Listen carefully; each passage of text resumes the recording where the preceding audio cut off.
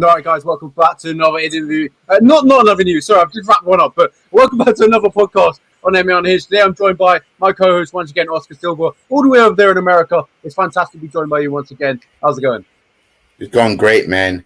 We really were spoiled as fights fans this past weekend.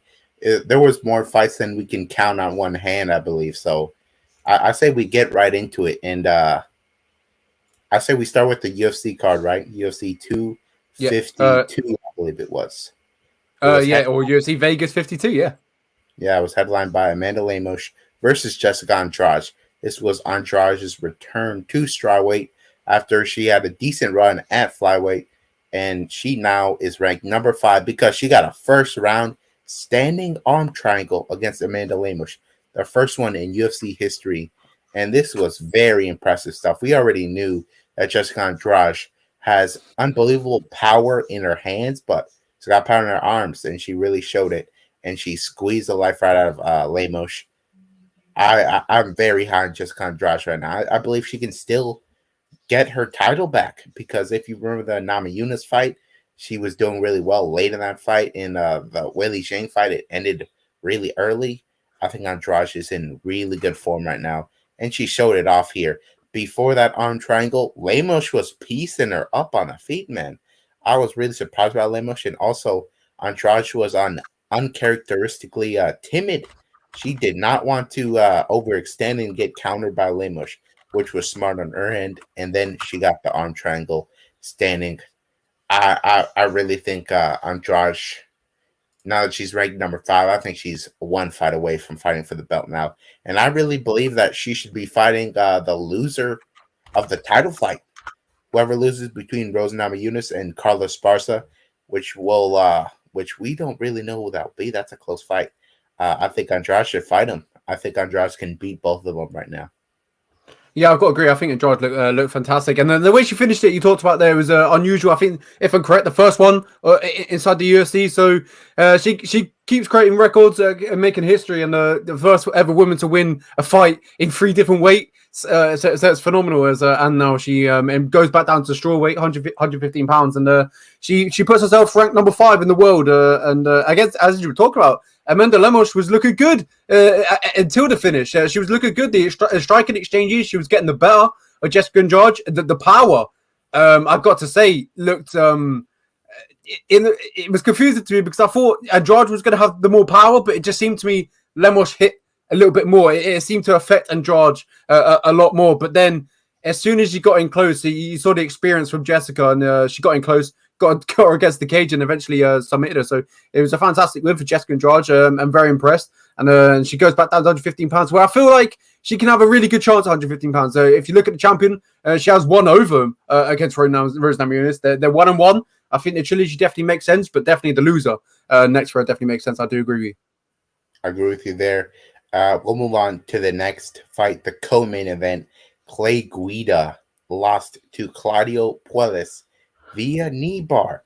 I feel like this fight was exactly what Claudio Puelles fans expected. Puelles, of course, had 2 knee bars heading into this fight in the UFC, and I thought Clay Guida would just be able to defend the submission, but he could not.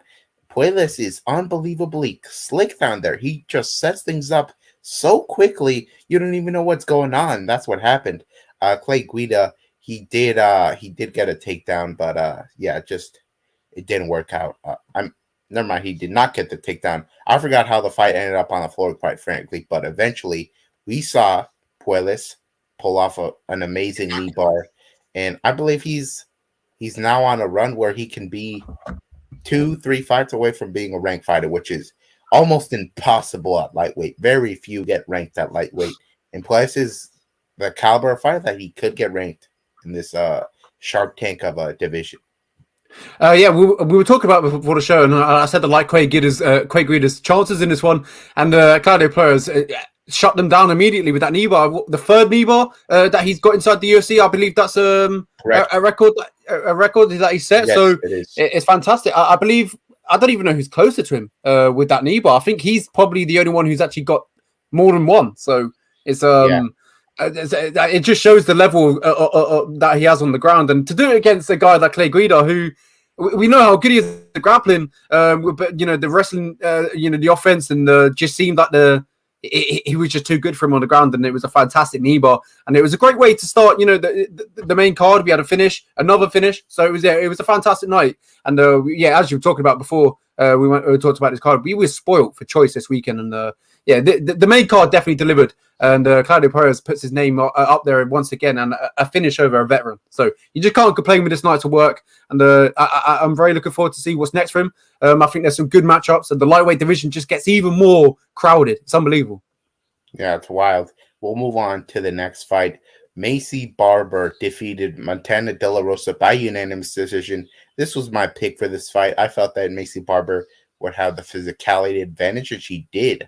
But I thought we would see a lot more striking from Barber. But right away, Barber engages in the clinch, which I originally thought might be a bad move for her because De La Rosa can get takedowns from that position. But De La Rosa was only able to get one takedown this whole fight. And Barber just had a lot of success up against the clinch. And the big difference maker here, too, was whenever De La Rosa would get some control time or some clinch control, there was no offense from him. She's not doing any damage. And Barber, on the other hand, was being active in those spots. So that's why she got a very clear 30-27 in this fight. Yeah, 100%. There was we talked about this one as well, obviously because the preview show, and I said I like Montana De La Rosa's chances. I think Maycee Barber was we talked about the fight against Miranda Maverick, where we both agreed that we kind of felt like she didn't win that one, and this one was a big test, and I feel like she passed the test. She got the win. And shut down Montana De La Rosa 30-27 in all scorecards. You definitely cannot agree. Against Montana De La Rosa, who I believed had a great chance against Maycee Barber, and it just shows that she is learning. I feel like the losses may be the best thing that might happen to Maycee Barber. I agree with you there. I now think that of course that people like rushed her to like the top. She was saying she wanted to be the youngest champion. It was just pretty obvious she just didn't have the skill set to do it. She was a little immature. And now she's only 23 or about to be 24. And I really believe she'll be champion one day. But I don't think that day is too near us, to be quite honest. But she's a developing fighter. She looks better every time we see her fight. And this was a fight where she did not start slow. George J in the chat says Maycee Barber versus Miranda Maverick rematch. I think we could see that. I don't know if they'll be too keen on running that back right now. I feel like Barber is a little ahead of her, unfortunately, because she got that judge's decision in that fight. And let's not forget, Maverick, of course, lost to Erin Blanchfield after that, which Blanchfield, that was her UFC debut. So like that tends to shoot you way down in the rankings when you lose to an unranked fighter. So it's a shame that judge's decision happened. Otherwise, we'd be seeing Maverick like in this spot right now, but that's just not the case. And I think Barber was meant to fight Erin Blanchfield, and I feel like we both agreed but Barber might lose that one because we found out how good Erin Blanchfield was against Maverick. So I feel like Barber got away with one there. I'm very interested to see Maycee Barber versus the loser of Casey O'Neill versus Jessica I. I think the loser of that fight probably is going to be Jessica I, and I will be on a big skid if she loses that. So that would be very interesting because I is a real test for anybody. I has been a staple of the flyweight division ever since it started, and I think that'd be a real test for Barber. Yeah, 100%. I do like that. But I mean, we move on to Charles Jourdain versus Lando Venata. I mean, it was a fantastic main card as I was speaking about, and Charles Jourdain getting the sub in 2 minutes and 32 seconds. Impressive.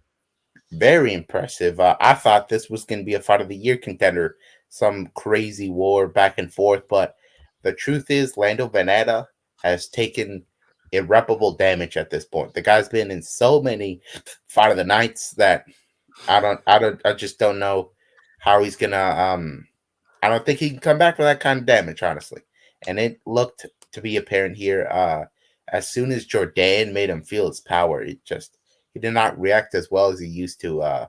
Venata early in the fight, he had a really good wrestling offense going, but he just cannot hold down Jourdain, and Jourdain was able to flex his black belt in there after tagging Venata. He puts him in a one-arm guillotine, and he squeezes with all his might. And Venata cannot do anything in there. He tries to scoot his butt up. He gets pantsed. It was the most hilarious UFC submission of all time. Jourdain he's improving, man. I think if Jourdain of last year fought Venata, I think this would have been the crazy war, but I think Jourdain is leveled up.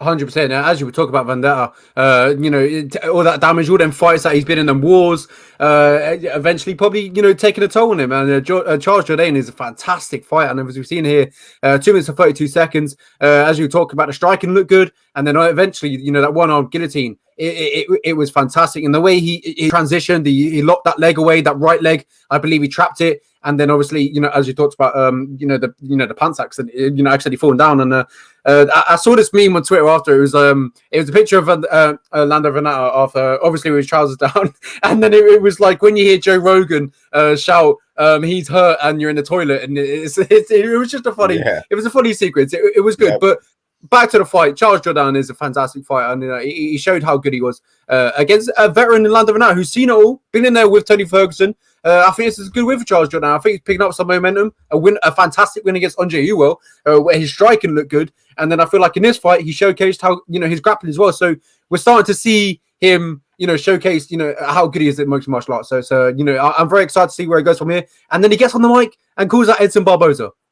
Yeah, Barboza's a little too high in the rankings right now. Of course, he's a UFC legend, one of the best strikers we've ever seen. I think a more appropriate next matchup for Jourdain is Makwan Amirkhani, the guy who just got a first-round submission at UFC London. I would love to see that, and maybe they can do that at the UFC London card on July 23rd.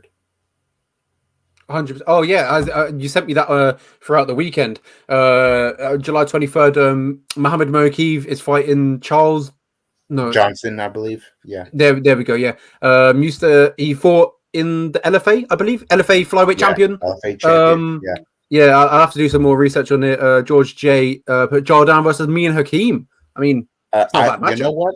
You know what? I actually picked Hakeem to fight Edson Barboza after Hakeem got his recent win. I said, have him fight Barboza. Yeah, that's a fantastic matchup. I mean, the featherweight division, the lightweight division, the bantamweight division. I mean, there's not many matchups that you can't go wrong. So it's a fantastic place to be in right now if you're the UFC. But yeah, we'll move on to the middleweight fight. Well, the catchweight fight, 190, but they would have competed at middleweight between Marc-Andre Barriault and Jordan Wright. Pretty much what we said, but we've predicted Jordan Wright fights in the past, and they haven't gone what we have said. But this one, we finally got right. Yeah, we said Barriault gets a quick finish in the first round, and that's what happened here. Wright was having some success earlier. It actually looked like he was a stronger guy in the clinch. But here's the thing with Jordan Wright. Not really tested outside of the UFC. And he finally gets tested in the UFC, and he leaves his head right there, man. And that's not what you want to do at the highest level, especially when you're not a particularly great wrestler like Jordan Wright. So Jordan Wright gets himself stuck in a guillotine against Marc-Andre Barriault.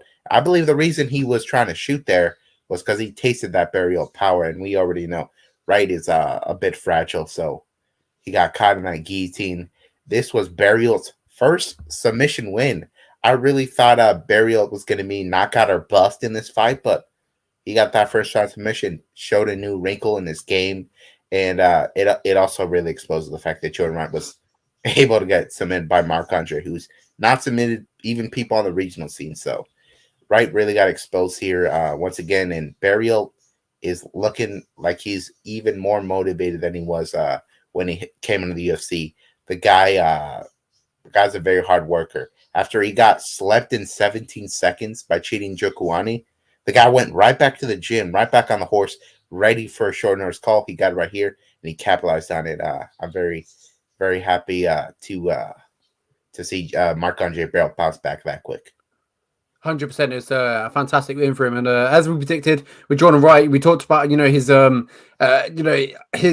outside the octagon, no, outside the UFC, all the opponents that he's faced. But he hasn't been too bad since stepping inside the UFC. I feel like we've put him down quite a lot, but he's got in there. He got some wins.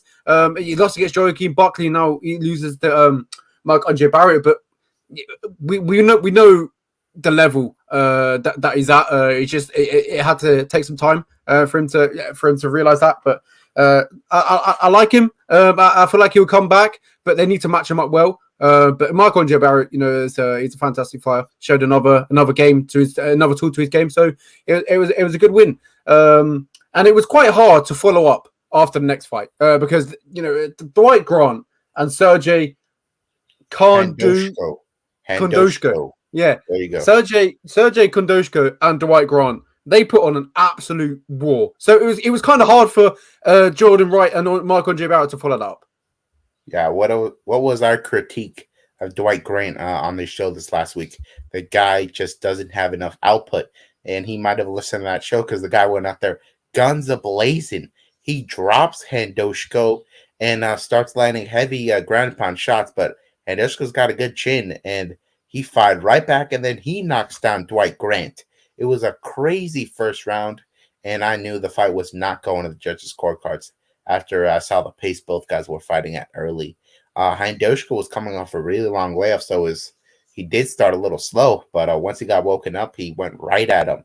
And come that second round, he found the button once again, dropped Dwight Grant, and got the TKO stoppage. This was a straight-up war and very much deserving of the fight of the night bonus for both guys. I love this fight as long as it lasted. Yeah, it was a fantastic fight. And as you were talking about, on a preview show, Dwight Grant doesn't, as you said, Dwight Grant doesn't throw as much, and maybe he might have tuned in. He might be a secret fan, who knows? But it wasn't a bad fight. I can't remember if I'm correct. Grant maybe might have contested the stoppage, if I remember rightly. Yeah, he looked dazed and confused anyway. Yeah, 100%. It was a good fight. It was a good for as long as it lasted. They definitely put on a show. I can't remember who got the bonus or not, but they definitely justified one in my eyes.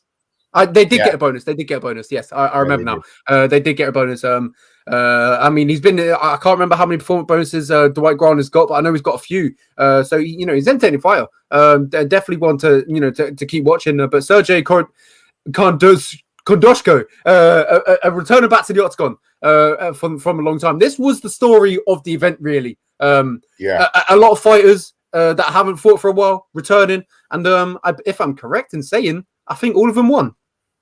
I believe they did. Yeah, even Mike Jackson with that DQ in the first fight, but we'll talk about that later. The next fight was Tyson Pedro getting a first round KO over Ike Villanueva. I knew this was kind of a squash match of sorts.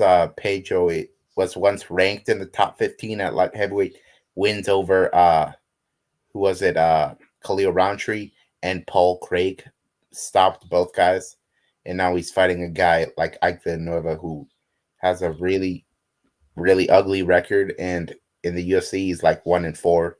I knew this was going to be an early finish for Pedro, and it was. And it was actually it would have been quicker had the guy not fouled Ike several times. He fouled him like 2-3 times in this fight. And if it were not for that, I think it would have gotten the finish even earlier. But the main thing that got Pedro the finish here was Ike Villanueva has zero leg kick defense whatsoever. Pedro had 100% accuracy with those leg kicks, 7 out of 7 landed, and they crippled Villanueva. And he was focused on the pain of his leg. He did not defend his head, and he got straight up slept right there. Very impressed with Pedro here. Ike Villanueva usually doesn't get taken down this quickly, and Pedro did it to him. I think Pedro looked very sharp out there. He shook off the ring rest, and now I think he's ready to get back in there with a guy like Felipe Lins, who we'll talk about later. Yeah, I think it was a fantastic showing from Tyson Pedro. What impressed me most was when you take, I'll talk more about this later for the first fight. But when when you take a long layoff, usually, you try and get in there, try and blow your opponent out, try and make up for lost time. But it seemed like Tyson Pedro had the different mentality. He wanted to make time. He wanted to fight. He wanted to have minutes inside the octagon, and his composure, his timing, everything just seemed right. It seemed like he hadn't been gone for as long as he had. It seemed like he just walked straight back in, and it just seemed he knew what he was doing straight away. I know he obviously knows what he's doing, but it just seemed like he had his jitters straight away about him, and that's what impressed me the most, because he had such a long time away from the octagon. Usually it might take a little bit of time to get back into it, but it just seemed he seemed so composed, seemed to have his timing straight away, and I just liked how calm he was, how he picked his shots. That impressed me the most. We've seen in the past Tyson Pedro rush it a little bit, and he said that in the post-fight interview. He's learned a lot since being away. And I think the composure and the timing is what really impressed me the most with Tyson Pedro. I'm excited. He's elite level fight. I think top 15, top 10 is where he's at. And I just feel bad for Ike Villanueva because he had to face Tyson Pedro. As you talked about Felipe Lins, that's another good matchup who we'll eventually talk about later. We'll move on to the next fight.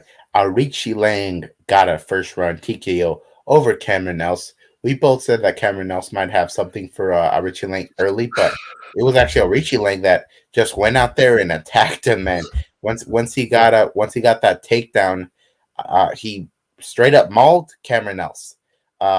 Ritchie Lang, he fights out of Fight Ready, and those guys are pretty big on wrestling, and he got that takedown, straight up destroyed Cameron Else. I don't know what no nonsense Keith Peterson was faking in there. He let Else take every strike from Ritchie Lang's ground and pound skill set. Straight up wrecked Else. It was a late stoppage. I don't see what the argument was for not stopping it earlier.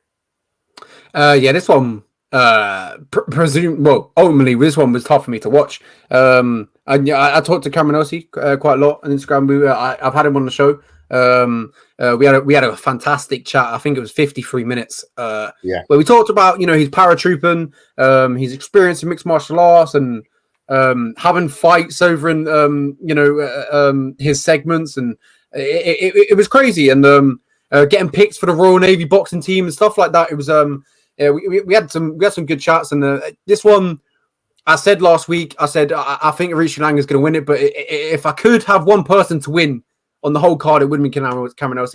On St. George's Day weekend, it just would have been perfect. But you can't have nice things in MMA. But Cameron Else will be back. But I think Ritchie Lang is a fantastic talent. I do believe that. I think he put him away nice. It was sharp.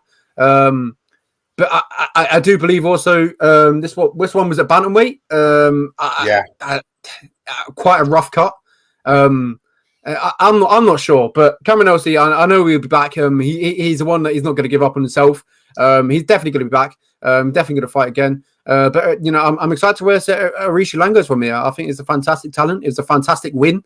The way he disposed him, he's finishing his instincts. Everything's there for him. One of the youngest on the roster, I believe, 22, and he's had so many fights already. So. Yeah, I'm really impressed with Ritchie Lang's evolution, because the guy was not really going for takedowns when he fought Jeff Molina. And, of course, he couldn't take down Cody Durden. So this was a new wrinkle in the game we saw from Ritchie Lang. We'll move on to the next fight. Preston Parsons, in his second UFC fight, defeated the UFC debutant Evan Elder. I was very impressed by both guys in this fight. Yes, 100%. I got to agree. I think Elder has got a fantastic future ahead of him. Stepping in short notice. I can't remember how the days he stepped in, but I know it was that week. He stepped in against Pearsons. And I got to be honest, I think there's no losers in this fight. He stepped in at short notice. He put on a fantastic performance. And I'm excited to see where he goes from here. And I feel like he kind of stole the show a little bit. I know he lost, but he kind of stole it. The way he scrambled out of positions, he never gave up on himself. It would have been very easy for a fighter to maybe accept it, but it just shows the mentality, the heart that Elder has, and I'm very impressed. I know Pearson's won, he got the job done, but I'm more intrigued for Elder, if I'm honest. Yeah, I agree with you there. Once we saw Parsons getting a lot of takedowns early in the fight, I thought it was going to be an eventual stoppage for him, probably one of those arm triangles he was targeting. But there's no quit in Evan Elder. Shout out to White Belt MMA saying the legends are back at it again, man. I don't think we're legends just quite yet, but one day, my friend. Preston Parsons looked fantastic out there. He was having a lot of grappling success in this fight. And Evan Elder, I picked him to win by knockout. I thought he would be able to stuff the takedowns, but I really just did not acknowledge the fact that Elder was moving up a weight class. And it was obvious that Parsons was the bigger, stronger guy, and he flexed his muscles in this fight, and he got a lot of ground and pound, a lot of submission offense. And I'm very surprised that Elder didn't tap to any of that. The guy is very tough, and I'm very excited to see him compete in the UFC's lightweight division. Yeah, 100%. As you said there, lightweight division, taking a fight on short notice, and he went up in short notice. It just shows, the heart and the mentality of this guy is fantastic. As you said there, I can't wait to see what's next for him. I believe that it'll be a fantastic fight, and go back down to his natural weight class as well. So there's that. He was actually preparing for a fight on the regional scene, a title fight on the regional scene. And then so it just shows that he was ready. He was obviously he was on weight because he probably was walking around probably maybe 175. That's just an estimate. So he was ready. He probably didn't have to catch my weight, but stepping in short notice it's hard for him. Hard for any fighter to step in short notice, especially inside the UFC. So it's a big ask, a big task. But Felipe Lins, we talked about him earlier, and now we get to talk about his fight against Marcin Pacquiao. Was you impressed? I was not super impressed. I was more impressed with Felipe Lins's physique above all, and also the hair he had grown out. The guy looked like a different human being out there. We saw him have a couple heavyweight fights in the UFC, and he also won the PFL heavyweight tournament. And he looked, a bit out of shape in those fights. And I was not particularly impressed with him at heavyweight, but I believe he's best suited for light heavyweight. The guy looked cut out there, but I wouldn't say his cardio was anything special.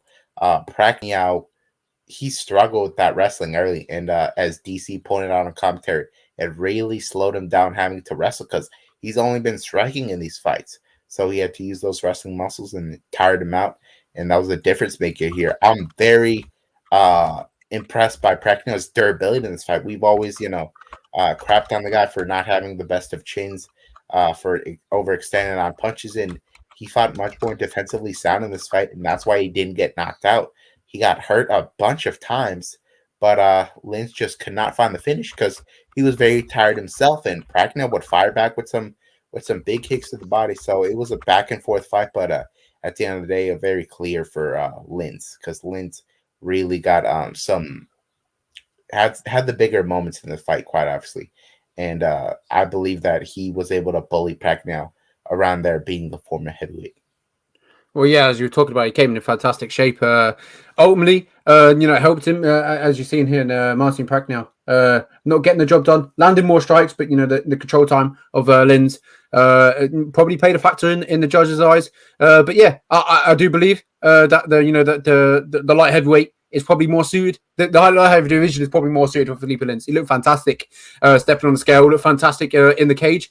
And the performance definitely showed out. But as you talked about earlier on, Felipe Lins versus Tyson Pedro. Yeah, I think that's the fight to make now. Lins, yeah, of course, he's 1-2 in the UFC, but at light heavyweight, I think he's a different fighter entirely. I think he came in with a fire in his belly, and at heavyweight, he was very low volume. And in this fight, he really put some strikes out there, unlike his other fights. We'll move on to the opener of the card. We were fascinated with this matchup. George Day said Tyson destroys Lins. Probably agree with you there, but we still have some unanswered questions with Tyson Pedro. We basically saw him destroy a guy. We saw him not face adversity, so that'd be interesting. The opener of the card was fascinating on paper.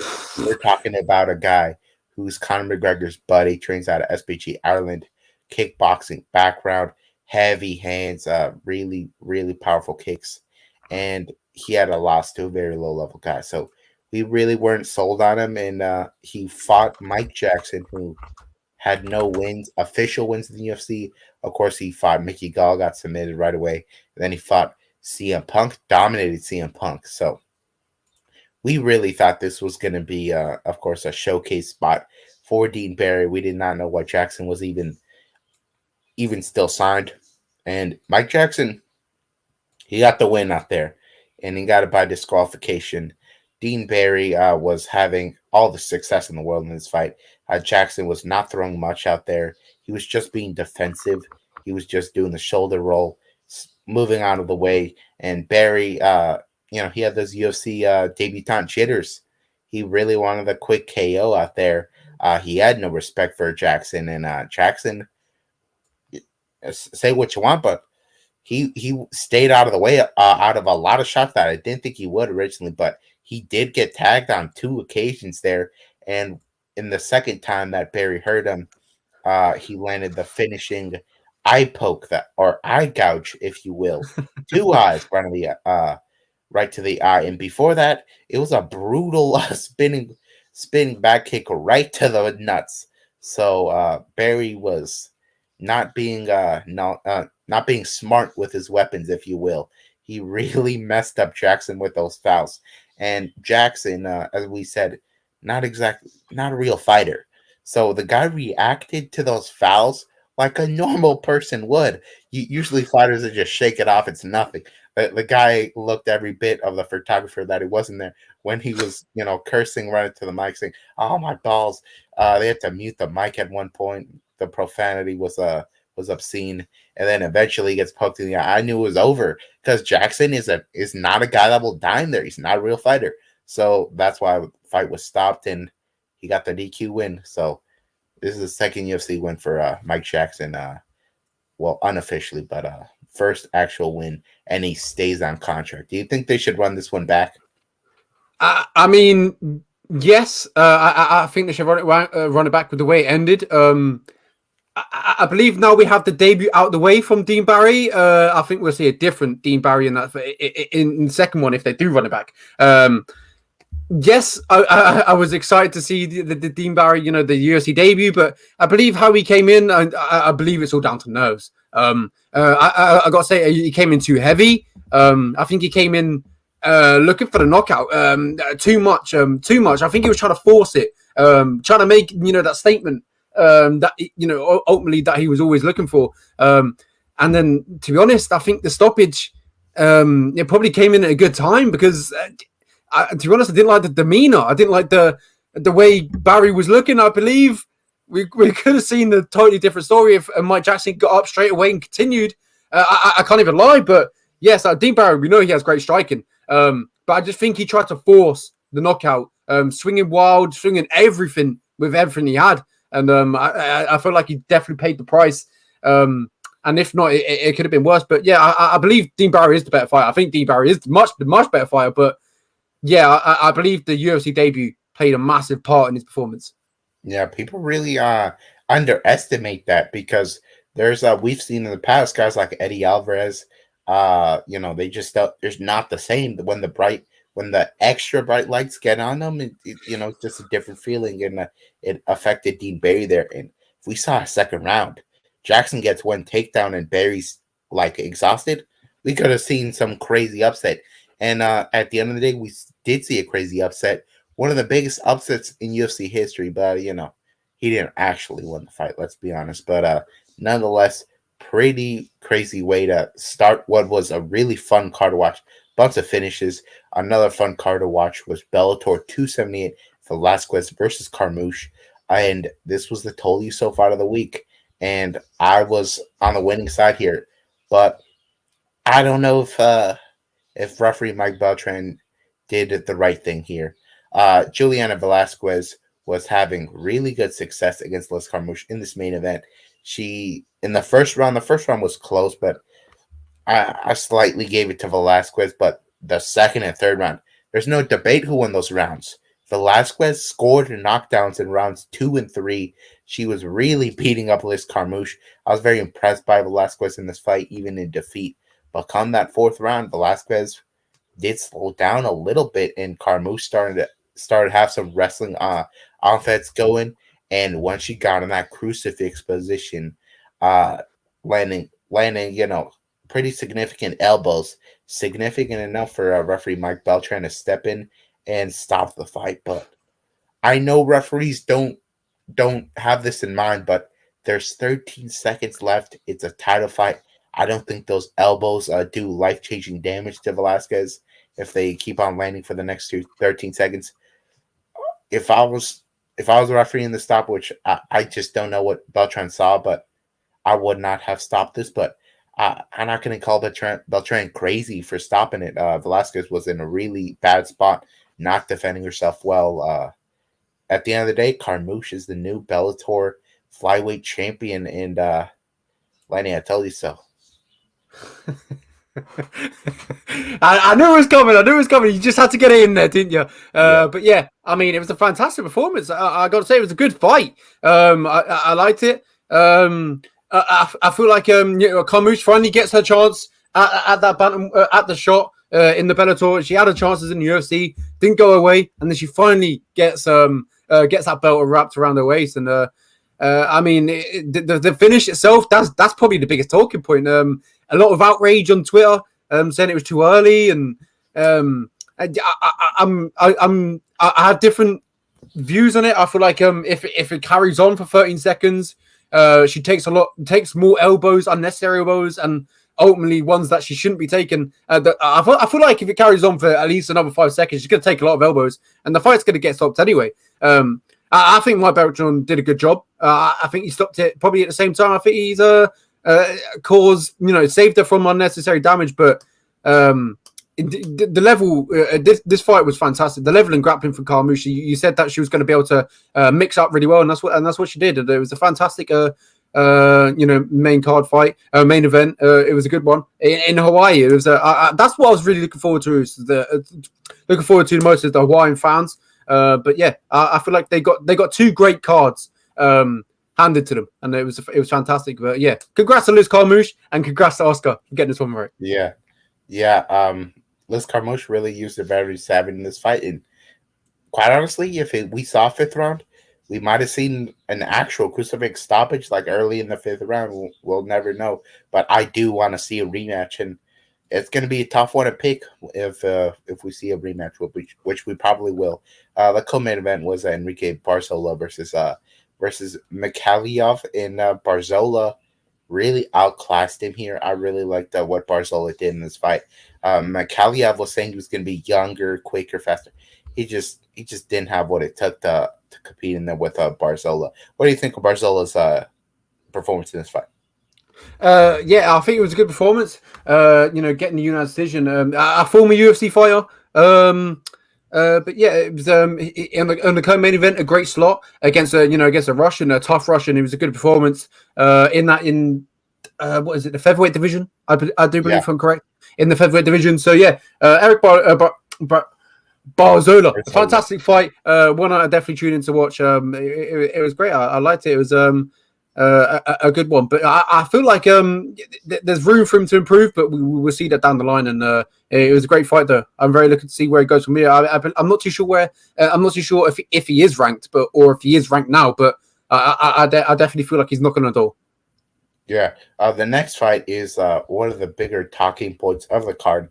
Danny Sabatello gets a unanimous decision over Lugo. Sabatello is a rising star, man. He trains out of American Top Team, former Dana White's Contender Series alumni, and he did really well in Contender Series, but he didn't have an exciting performance. George Shea in the chat says, you think Carmouche beat Chev?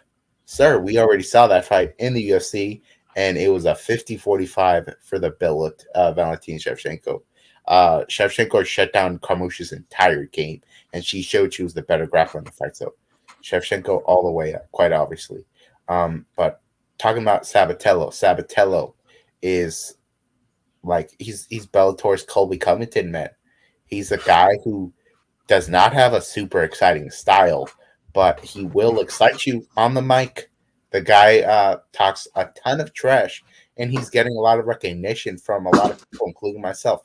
As I said, on Contenders did not have an exciting performance, so they did not take him. And now he finds himself in Bellator, and now I think Bellator is a better fit for him because he stands out more in Bellator. There's not exactly a lot of exciting trash talkers in Bellator, so the guy stands out. And against Lugo, put on an easy 30-26 performance. I think this guy will advance in the tournament quite well. I think he'll find himself fighting the interim champion, Rafael Stotts. Yeah, 100%. I do agree. He, as you said, there, he definitely stole the show. I heard a lot about him over the weekend. I watched his fight. It was a fantastic performance. But yeah, as you talk about, he had that fight in the Contender Series. They didn't like him, but I feel like, as you said, Bellator is a better fit, much better fit for him.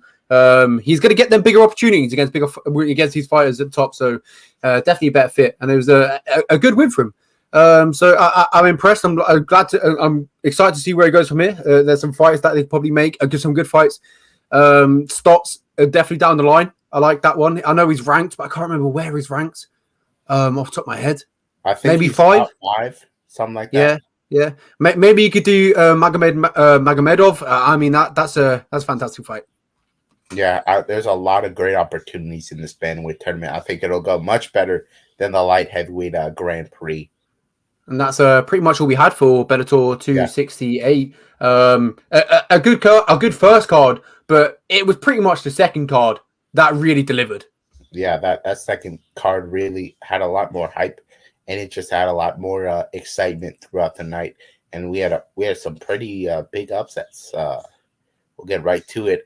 In the main event, Chris Cyborg defended her featherweight championship against Ariane Blanco in a rematch. In the first fight, she submits her in the second round. Blanco is too tough for her own good, man. Cyborg in the first round was looking really good. She knocks down Blanco, about to get the finish.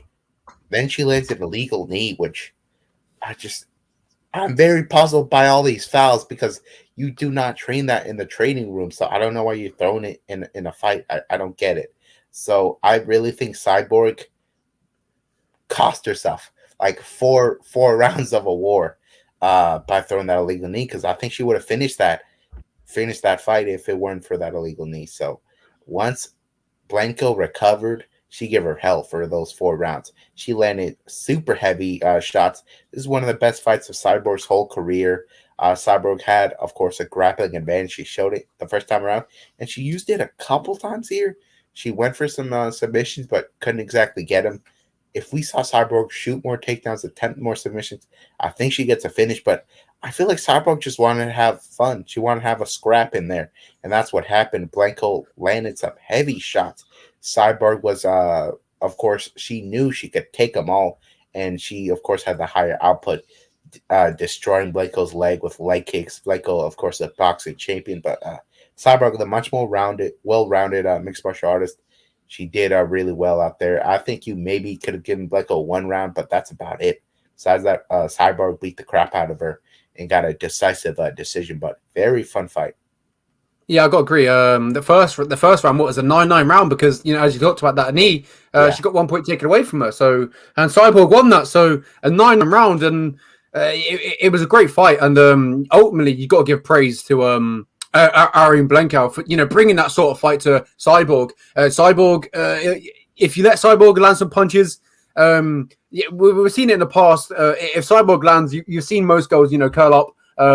In the turtle position, just kind of accept it, but you're seeing straight away Ariane Blanco is not that type of fight. She's not that type of person to give up. And she, to be honest, she had some good success in this fight. She was landing punches, she was landing her shots, but ultimately Chris Cyborg was just a quicker woman, the more powerful woman, and just better on the feet. She was better everywhere. But there was, as you talked about on the ground, I feel like there was a significant advantage for Cyborg on the ground. But I believe she didn't use it enough. And if she got it to the ground more in this fight, I believe we could have seen a stoppage. Yeah, I agree with you there. We'll move on to the co-main event now. Rafael Stotts became the Bellator interim bantamweight champion. Of course, he was set to fight his teammate, Sergio Pettis.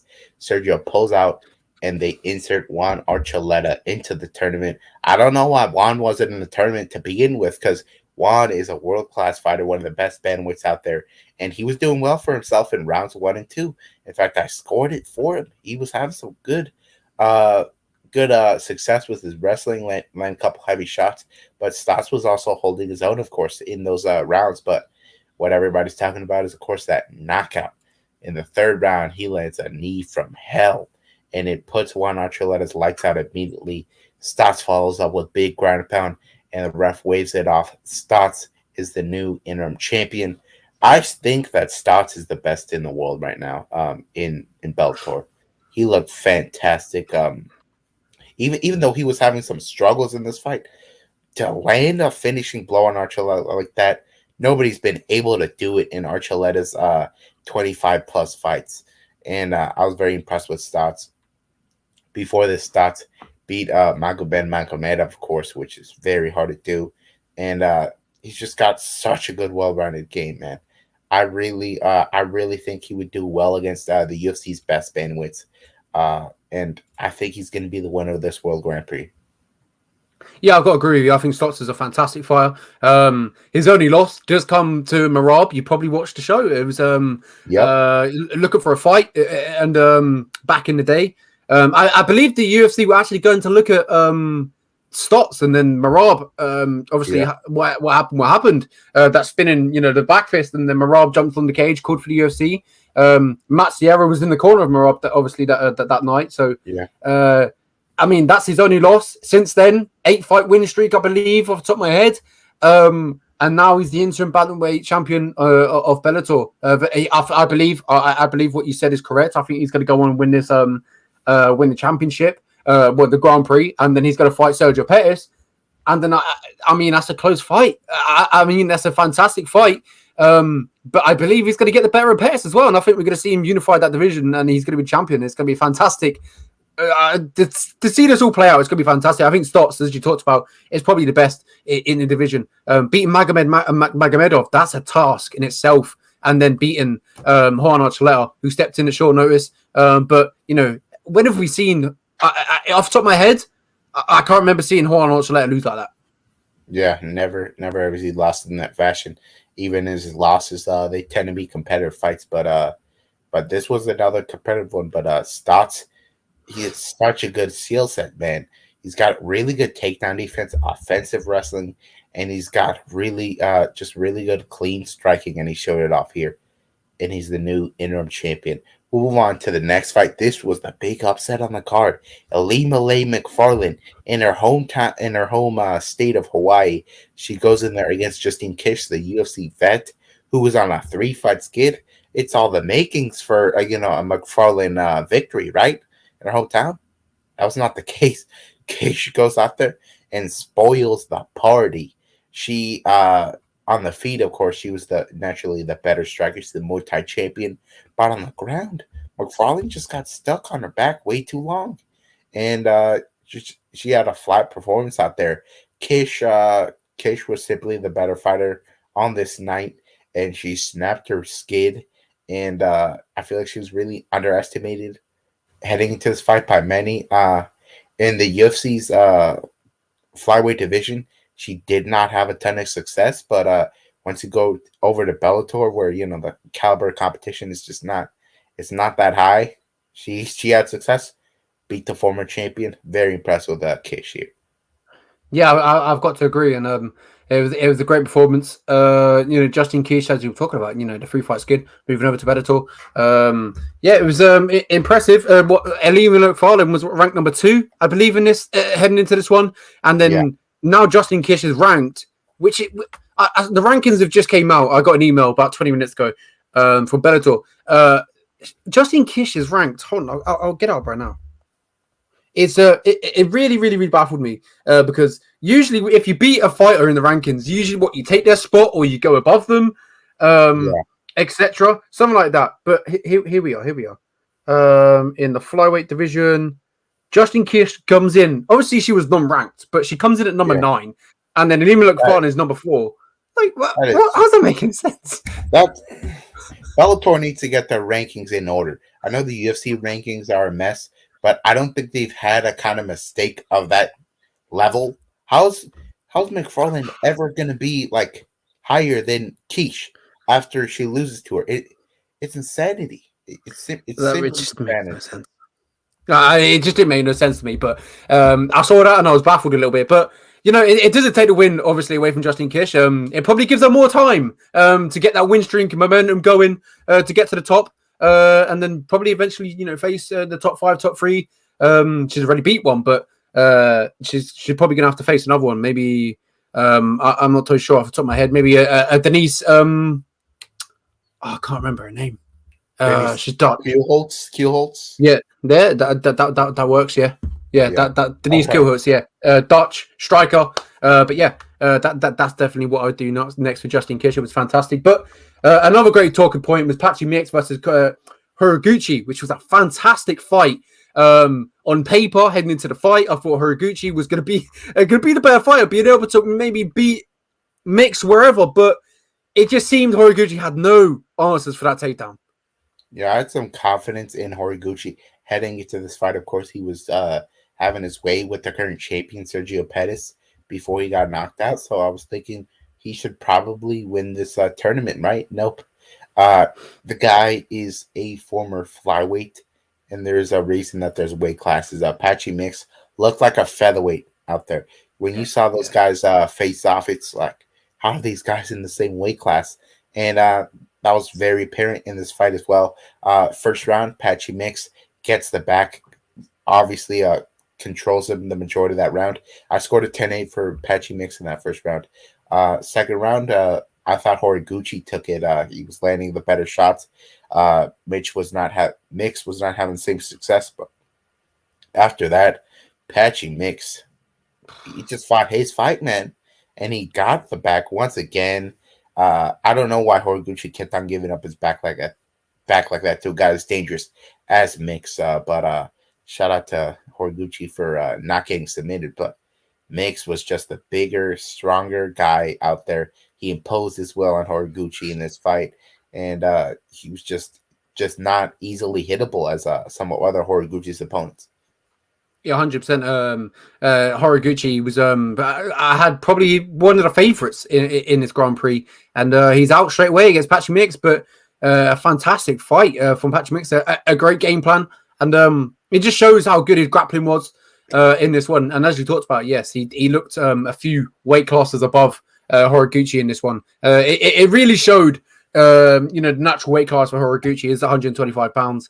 I can't remember what he might be competing in Ryzen. I don't know whether it was 135 or 125. But yeah, it might have been 135 because he fought Darren Caldwell, didn't he, for 135 pounds, and they unified. So yeah, it might be 135, but yeah, it just shows he is a natural flyweight, and yeah, Patchy Mix though, fantastic win. The grappling looked fantastic against Horiguchi. When was the last time we've really seen Horiguchi get taken down like that? What, maybe DJ Johnson submitted him in the last second. But yeah, he didn't get a submission. But Horiguchi done well to survive. But Patchy Mix getting rid of one of the favorites in my eyes in the first round. I'm not too sure of the bracket. I'm not too sure who he takes on now. So I'm not too sure on that one. But it was a fantastic win for him. And the last main card fight, we had Yancy Medeiros versus Eric Sanchez. Emmanuel Sanchez. Eric Sanchez.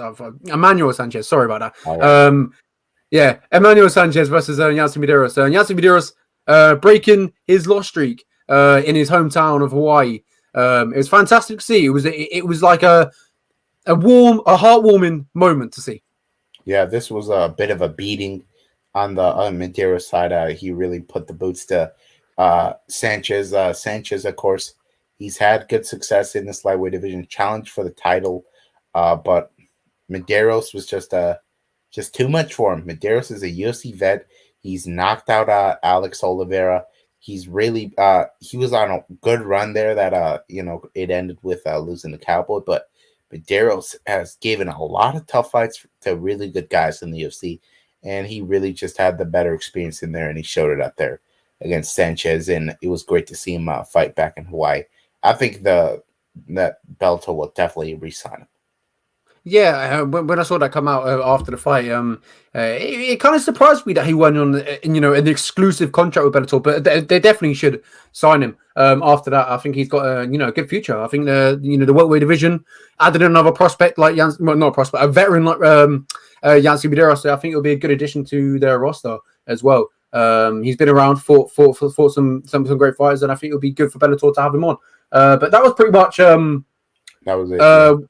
Yeah, pretty much what happened on the main card. We had some good few fights. We had Kai Kumaka losing a split decision against Justin Gonzalez. Lance Gibson winning over Dong. But yeah, Bobby King upsetting the odds again. And then we had Yamaguchi getting another submission. This guy's the king of submissions. It's incredible. Inaba getting a KO win in her fight as well. But yeah, that was pretty much it. The main card was really the showpiece. That was really looking forward to.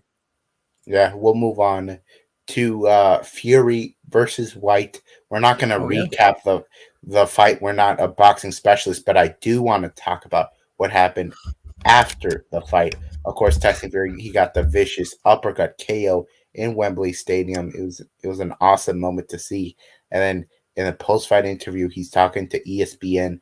He calls over the UFC heavyweight champion Francis Inganu, and he says that is his next opponent. While he is retiring from boxing, he will have the exhibition fight versus Francis Ngannou. What do you make of this? Do you think this happens next year? Do you think the UFC is involved in this? What do you make of this situation? I don't really see the UFC be involved in this. I think it's going to be an endeavor that Ngannou's going to have to take by himself.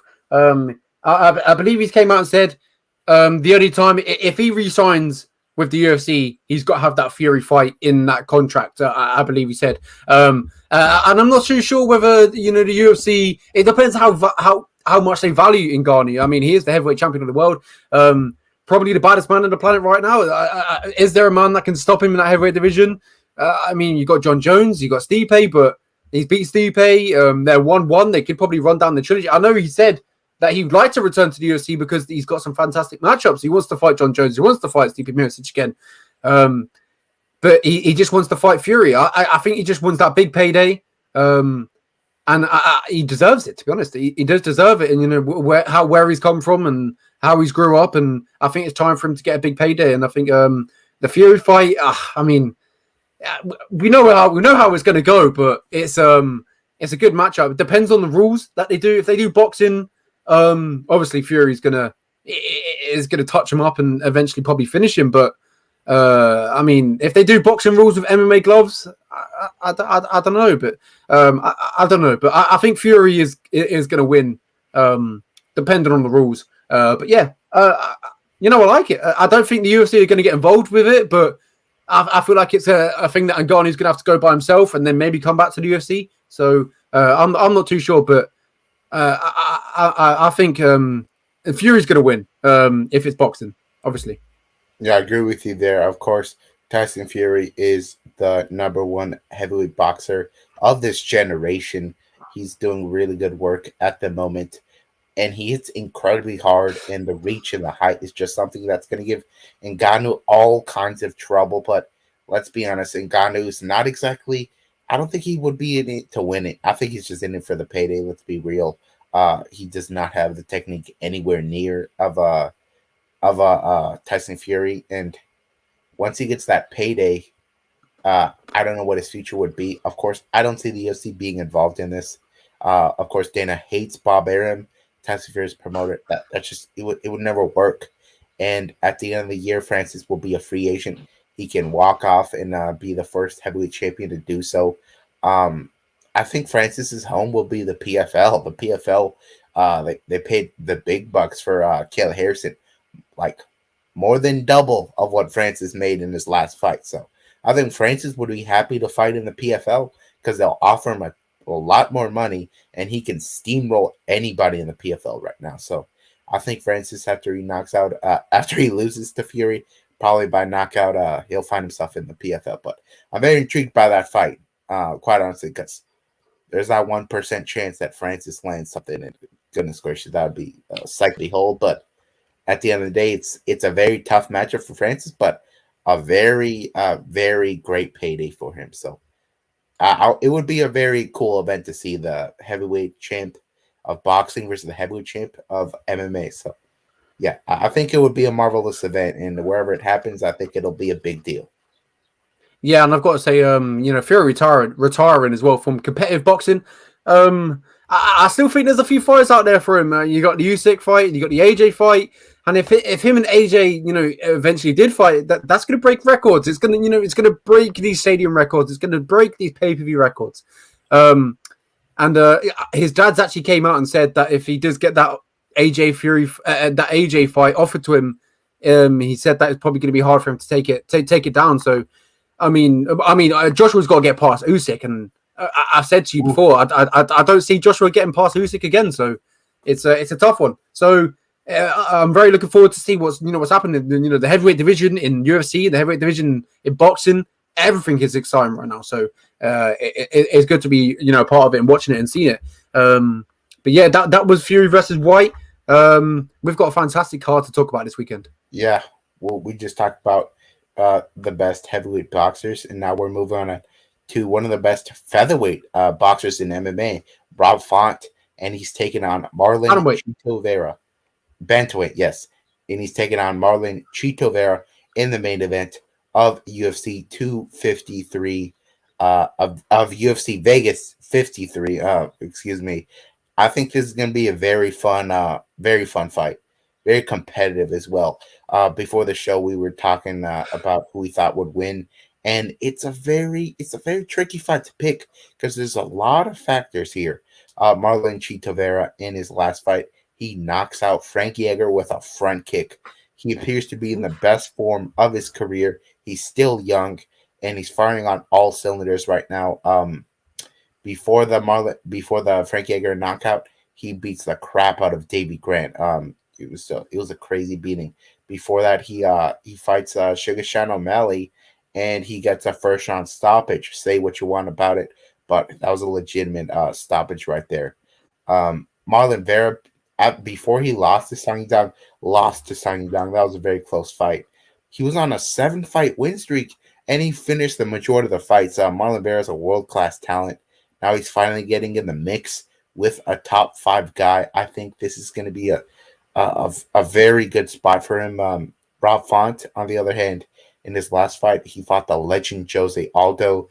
He just struggled with the power of Aldo. He was getting rocked in every round, and he was also really being challenged by Aldo's grappling and his leg kicks. So Rob Font had a bad night at the office, but prior to that, he fights Cody Garbrandt, the former champion, puts on a 5-round clinic. So Rob Font, we don't exactly know where he's at. We know where Vera's at. So what I see happening here is Rob Font having some early success with the boxing, but I think Vera is one of those guys that just gets better as the fight goes. If you've seen all of his fights, he's a very good third-round finisher. He likes to break guys with his pressure, and Font is not a guy you can really break. And in the Aldo fight, he had every chance to just quit in there. He got some rear naked choke attempts slapped on him, and would not quit in there. The guy is a real savage, and Vera's a savage as well. I think Vera will get takedowns in here. I think that has to be an integral part of him winning here. As I said, Aldo being able to get those takedowns tells me Vera can get him as well, and also he can put Font in some submission attempts. I don't know if he gets them, but Font, on the other hand, will be challenged by the calf kicks of Vera. So it's a super hard fight to pick here. But when I see those two advantages for Vera, the leg kicks and the wrestling offense and the submission attacks, I just have to side with Vera. Rob Font can 100%, he can outbox him. He has a way better hands, a way quicker hands, really good jab. But I just have to side with Vera after that. We've never seen Vera in a 5-round fight, but every time we see him in that third round, he's doing really well. So I'll side with Vera. I say he takes the last 3 rounds and wins himself a 48-47 decision here. But this is going to be a close fight. I mean, yeah, I got to agree. I think this is going to be a really close fight. I feel like we might talk about this one next week, and we might think, it could wait either way, or we're talking about maybe a robbery. this is a fantastic fight. Two top bantamweights going out, and as we talk about the streak of Marlon Vera at the moment, with that knockout against Frankie Edgar, the front kick down the middle. And we've all seen that photo of Frankie Edgar's face of getting when it was kicked, and not great times to be Frankie Edgar probably at that time. But yes, you know how good Vera is with his attacks. He's good at mixing it up. As you talk about, them leg kicks are good. The kick down the middle, the teep down the middle, it's fantastic. That's what Rob Font is going to be. It's got to be of curious here. I mean, he's going to get a lot of strikes thrown at him straight away early on. Vera's going to test. He's going to feint him a lot. That's where I see Vera, winning this one is the feints. I think the feints are going to come in handy for Vera. He likes to feint them kicks and the punches. And he's very technical. He's got good accuracy. He doesn't waste a punch. He's always landing. So I mean, with Jason Perillo as your boxing coach, I mean, it's fantastic. So you've got to be good at boxing. You've got to be good at kickboxing, and it's definitely shown in them hands. And I like Vera in this one. But Rob Font, as you talked about, he's a fantastic boxer in his own right. This is why it's such a great fight, because Rob Font is a fantastic boxer. Marlon Vera is a fantastic kickboxer, and I'm not too sure whether Vera is going to shoot in this one. I'm really not sure. I think he's going to want to keep this one on the feet. If times get tough, maybe he shoots for a takedown. Just to test it for Rob Font. But I think Vera is going to want to stand and maybe prove that he can stand with Rob Font. And I believe so. I think the first few rounds are going to be really close. Ones will probably go back and forth next week. But I think the third, the fourth, and the fifth is where we're going to really see Marlon Vera shine. And I think the scorecards are going to be close. And I think he's going to get the nod. This, as I said, very tricky fight to pick. They'll go roasting me if Rafon gets like a third round TKO. Anything is really possible in this one. Both guys, as I said, are very durable, so I do see this going the distance. But I slightly lean Marlon Vera. As I said, he's got more ways to win, so that's why I'm siding with him here. Let me just go get my charger real quick, and you can get the fans started up on the co-main event. Andrei Arlovski versus Jake Collier. The battle of the heavyweights. Yeah, 100%. And Jake Collier used to be a former welterweight, now fighting at heavyweight. He took a long hiatus outside the octagon, but now he's fighting up at heavyweight against Andrei Arlovski, who's been fighting at heavyweight since God knows, probably older than me, and older than Oscar. It's crazy. I can't remember his first ever fight inside MMA.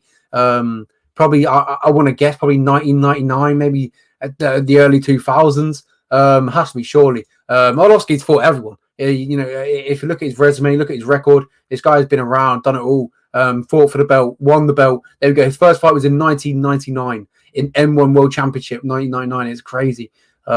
This guy's literally fought nearly everyone inside MMA. Tim Sylvia, twice. He won the belt. He's fought an Elite XC, Strike Force. It's crazy. He's been around the World Series of Fighting when he got released from the UFC and did fantastic over there, then came back.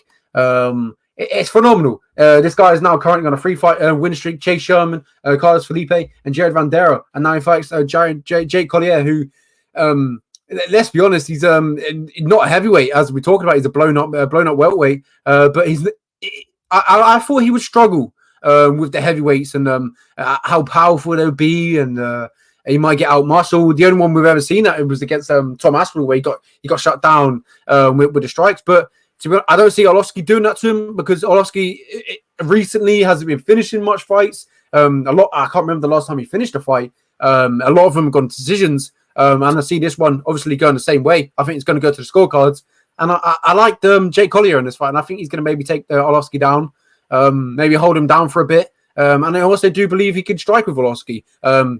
Is that the game plan I would go for if I was Collier? No, but I do believe so. He'll be able to stand with Arlovski. Arlovski hasn't been active with his hands. He's patient, and I think that might cost him. Jake Collier is a volume striker, and his wrestling is good. His wrestling is underrated. He's got good submissions as well. So I think this is all the meanings for a Jake Collier win. But I mean, you can never underestimate Arlovski. So it's a fantastic fight, but I'm favoring Jake Collier unanimous decision. Yeah, this is the second underdog I'm taking of the night. Jake Collier, I think he wins this by decision. I think this will be a very close fight, just like the Jared Van Dare fight was. I picked Van Dare to beat Arlovsky, and it ended up being a split decision. It all came down to that second round. Arlovsky does not throw a lot of output out there. Jake Collier does. Collier, he outstruck Carlos Felipe when he fought him.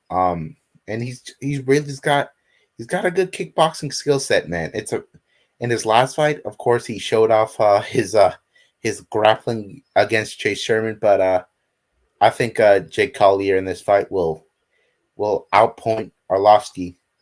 Collier and Arlovsky are both pretty much point fighters at this stage of their careers. Arlovsky is just he's not going to brawl guys anymore like he was in the past. And that's what caused him to get knocked out. So he fights a lot smarter these days. He does use his head movement, and both guys like to use leg kicks. I think Collier is the better leg kicker, and I actually think he's got more speed to his strikes.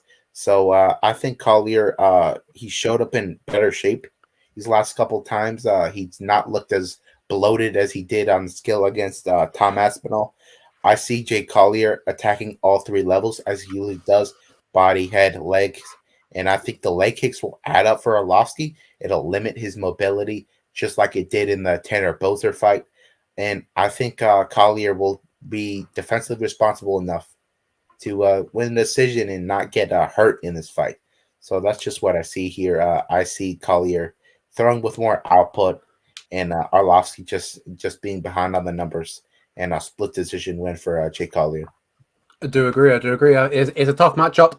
We both go on Jake Collier, and it's a fantastic matchup in the co-main event. Arlovsky still fighting. When you were gone, his first fight was in 1999. It's incredible. Yeah, wild. That is crazy. Arlovsky's, of course, first ballot Hall of Famer once he gets in there. Move on to the next fight. It's at featherweight. Andre Philly versus Joe Anderson Brito. I love this fight. This should be a crowd pleaser for sure. Joe Anderson Brito is a ball of energy. The guy has a ton of explosivity. He does everything with power. He hits super hard. He's got really good submission offense, powerful takedowns. I like his whole game. He's super aggressive. But Philly, on the other hand, he's a UFC vet. He's seen guys like Brito before. He knows how to shut him down. In his UFC debut, Brito, he fought who was it? Mr. Senor Perfecto. That was Bill really Algeo. Good, Bill Algeo. Algeo was able to get takedowns in that fight and just take advantage of the fact that Brito kind of blew his load in that first round.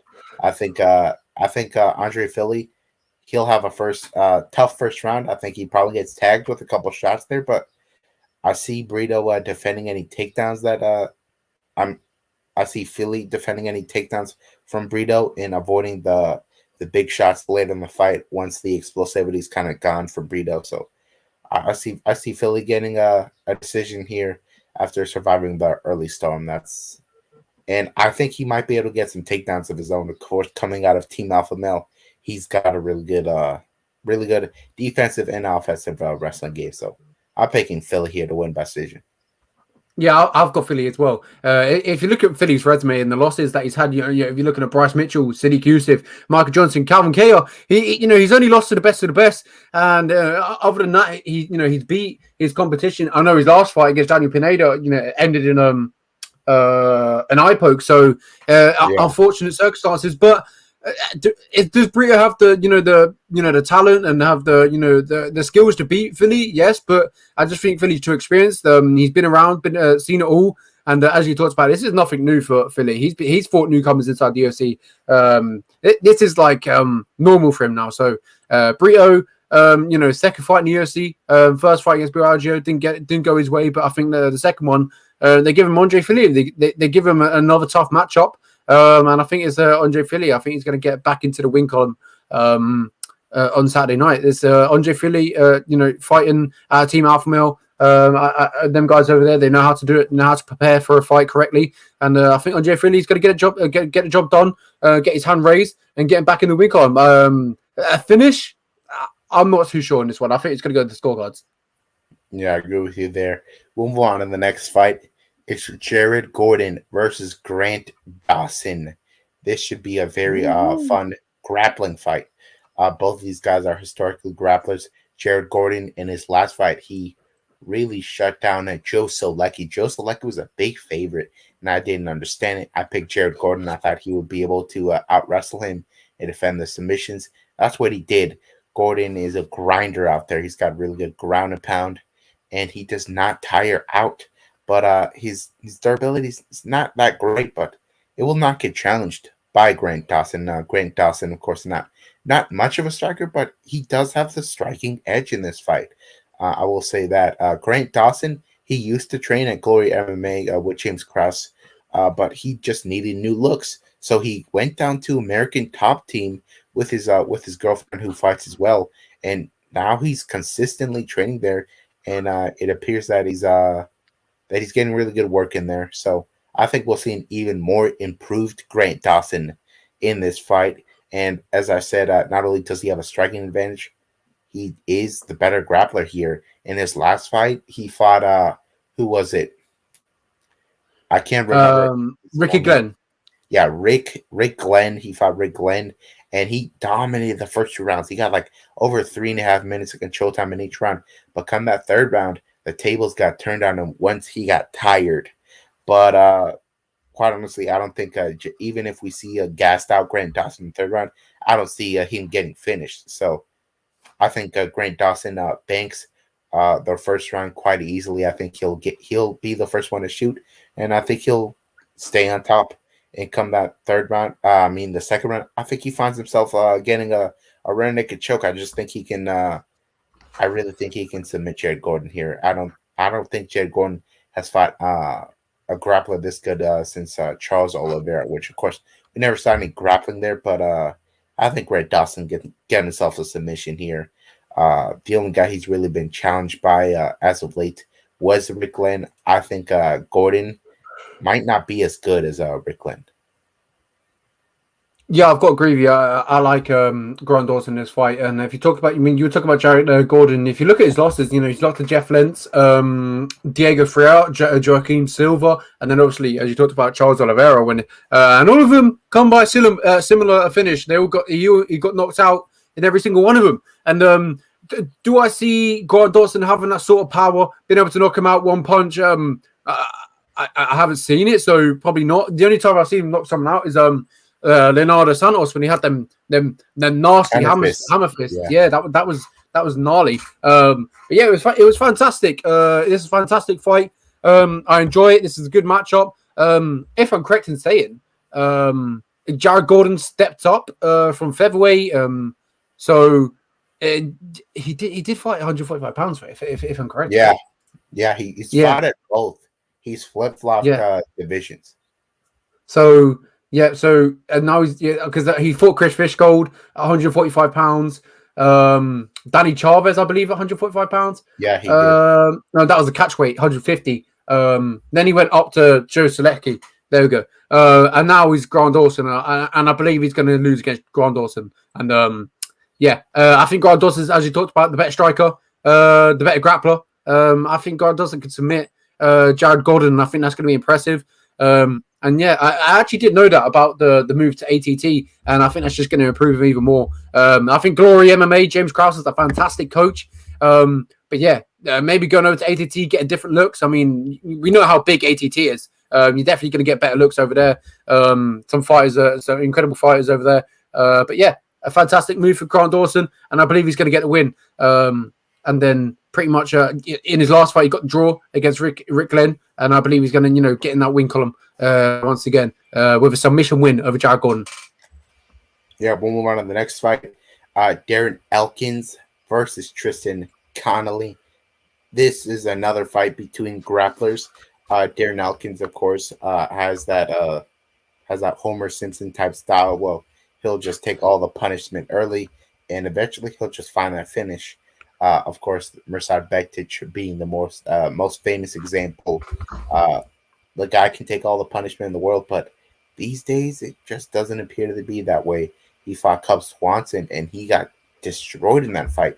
it appears that the wars are catching up with him. But fortunately for him, he's not having a really good striker here in Connolly. Connolly does not hit particularly hard. He looked really good in his UFC debut, and it was at welterweight against Michel Pereira. Pereira completely gassed himself in that first round, and Connolly took over in rounds 2 and 3. After that, he has a really long layoff, and he fights Pat Sabatini a year ago. And man, we did not know that Sabatini would go on a 4-0 run after that. And he was just the first victim of those four.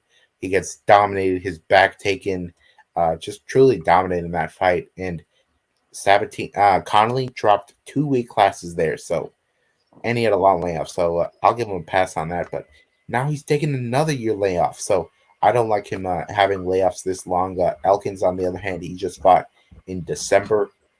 I think this is going to be a close fight. I do see Elkins getting takedowns here.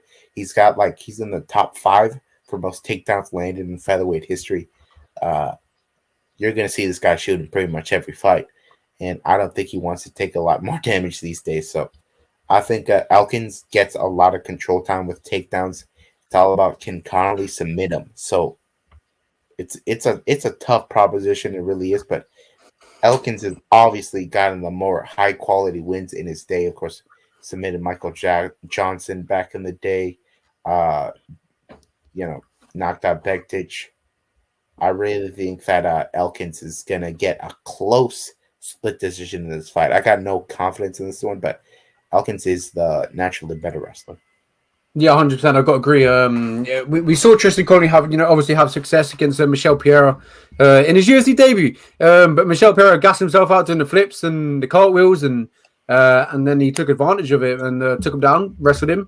But yeah, then we saw Tristan Connolly take on Pat Sabatini, and you talked about that one, and it just didn't go his way. He got controlled, and this one's going to be a more competitive fight. But I believe Darren Elkins was still going to get better of him. Darren Elkins has been a staple inside that featherweight division for years. As you were talking about, fought some incredible guys. Michael Johnson getting the win, obviously, that amazing comeback against Michel Bektic. The thing is about Darren Elkins, he's got a lot of scar tissue, and he likes to get open up. So there's definitely going to be blood when you see Darren Elkins fighting. If there's a bet that says any fighter will bleed, I think this is the one that you would like to bet on, because Darren Elkins, anything that would cut him open. The canvas, literally anything is incredible how much scar tissue he has. But I don't believe he's going to get hit much in this fight, because he's going to be the one on top. I think he's going to have the more control time, and ultimately, I think he's going to take the scorecards. We've seen Connolly been submitted in the past, one by knee bar. But we haven't really seen a lot of submission wins by Darren Elkins, if I'm honest, in his career. One against a few fights back. I can't remember. It was a rare naked. Eduardo Garagori as well. There we go. He got a rare naked choke, but I just don't see it present itself. I think they're going to cancel each other out. But I see Darren Elkins having the better success on the ground than the wrestling exchanges, and ultimately just stay on top and having that control time. Yeah, I agree with you there. We'll move on to the next fight. It's Krzysztof Jotko versus Gerald Meerschaert. I've been going back and forth on this fight all week. Gerald Meerschaert has the most finishes in the history of the middleweight division. The majority of them are submissions. The guy's a black belt in Brazilian Jiu-Jitsu, and he's proven to be very effective even when his back is against the wall. Just think about the Makhachev-Muradov fight. He gets obliterated in that first round, but after Muradov's tired, he eventually finds himself getting the submission. Same thing in his last fight. Dustin Stolfus is getting dominated in the wrestling. But come that third round, one mistake from Dustin, and he submits him with a guillotine. He choked out, Trevin Giles. Just the success this guy's had is just, he's done it over and over again in an underdog spot. You better watch your neck if you're fighting this guy. And I think Jotko will be able to avoid the submission attempts. Jotko in his last fight, he fought Misha Serkinov. I picked Misha Serkinov. Misha Serkinov has been taking that guy down at light heavyweight. He's a block of muscle, and he's being able to submit guys like like Jimmy Crute in the past with Peruvian necktie. The guy's a wizard down there, and he could not submit Krzysztof Jotko. In fact, Jotko stuffed a lot of takedowns, got a few of his own. He was having a lot more success on the feet. So he's fighting Joe Mearshart, a similar fighter, but I would say maybe a better kickboxer. I think Jotko can stuff these takedowns in on the feet. He's obviously got the better hands. This will be a close fight, but I think Jotko wins the decision here. Joe Mearshart, he has been able to defeat some of these guys that eventually tire out, guys that are like overly explosive. Jotko's more of a point fighter, doesn't hit overly hard. He's not going to make the same mistakes, and also he trains at American Top Team, so I think he'll have a good game plan for this one. I think he stays out of trouble with the submission offense of Mearshart. Yeah, if you look at Krzysztof Jotko, the last time he actually finished a fight was back in 2016. So wow. A lot of decisions on his record, a lot of split decisions. I think this is going to be another one. I think we're going to see a split decision between these guys. But as you were saying, I also like Jotko in this one. I think Mearshart, got absolutely obliterated by Khamzat Chimaev. But then in his last 3 fights, shows what he's made of. He's a real veteran. He likes to get stuck in, and it's incredible to see, especially in his last fight against Dustin, and losing that fight, and then getting the submission win. You can never really count him out. And in this fight, we can never really count him out again. He probably get a submission at any time, but I think Jotko is going to be able to survive if he does go to the ground. As you talked about, that Serkinov fight really changed my mind. I watched it, I think, late last night, and as you talked about, Serkinov has submitted some fantastic fighters. If you look at half his resume, most of them by submissions, he submitted Jimmy Crute, as you talked about. Submit Jimmy Crute. We know how good Jimmy Crute is on the ground. Jimmy Crute submitted Paul Craig, if I'm correct. So, correct. It just shows the level of Serkinov, and if you survive against Serkinov, I think you've got a good chance to get Jared Mearshart. But this is going to be a split decision. I feel like we're going to see a really close fight, and maybe one we'll talk about next week as well. Yeah, Gerald Mearshart had a very close fight with Kevin Holland on the feet. So Mearshart is he's a guy that you can't really count out. But when you see Jotko fight a similar archetype in Misha and do well, I think Jotko wins this one once again by decision. We'll move on to the prelims now. The prelims are a real blast as well. Daniel Lacerda, Daniel Silva, whatever you want to call him. He's a very explosive guy. He's a first-round finisher. In his UFC debut, he fought Jeff Molina, and he was having really good success against Molina. Was able to land a couple good shots, heavy leg kicks, takes the back. But once the second round starts, the guy's a completely different fighter. He's like the flyweight Marlon Moraes, and just he folded once Molina started landing his hands, and then he gets perfectly counted and knocked out. And his durability is just not that great, but luckily, he's fighting Francisco Figueiredo, and Figueiredo is just nowhere near the level of his brother. His brother is a monster, the current flyweight champion, but this guy he doesn't hit anywhere near as hard. His gas tank is really poor. The grappling is not outstanding either. There's not a lot of love on the Figueiredo side. So it's a tricky one, but at the end of the day, Lacerda way quicker striking, like way quicker hands. I think he can land and knock out Figueiredo here. I think he can outclass him on the feet in those first 5 minutes. But the reason he's not a big favorite is because Lacerda, after that first round, it gets tough. And if we see a second round, I would have to imagine that Figueiredo would get some takedowns and just grind out a decision. But I don't think we see a second round. I think Lacerda gets another one of his signature first-round finishes here. I'll say he gets a first-round head kick TKO here. I think Lacerda finds a finish early. Yeah, I've got to agree with you. To be honest, I'm not too convinced with Francisco Figueiredo. He hasn't showed me enough in his first 2 fights, his first 2 UFC fights, anyway, to really convince me that he's maybe not going to be as good as his brother, or even be half as good as his brother. We saw it in the Jerome Rivera fight, and scraping through that, and then Malcolm Gordon losing, and he was scheduled to fight Jake Hadley, and I thought that was a terrible matchup because I feel like he was going to get. We know how good Jake Hadley is, and that wouldn't have gone his way. And now he's fighting, as you said, Daniel Laceda. So this is a fantastic match. Laceda, this is a fantastic matchup, and you talked about Laceda has a lot of knockouts in his on his resume. It's fantastic. I mean, if you look at his records, a lot of finishes. Francisco Figueiredo. I'm not too sure if he's been finished in his career, but I mean, it's definitely a possibility. You're not rooting out. So, but yeah, there hasn't been enough for me for Figueiredo to really convince me that he's going to win this one. I think he's going to struggle. But this could be the coming out party. But I'm not sure. There is not enough that has convinced me for Figueiredo, Francisco Figueiredo in this one. So I think he's going to take another loss in this one, and I think Laceda is going to get a win, but I'm not too sure how. Yeah, Laceda, he's got a lot of first round, not only knockouts but submissions as well. He actually fought.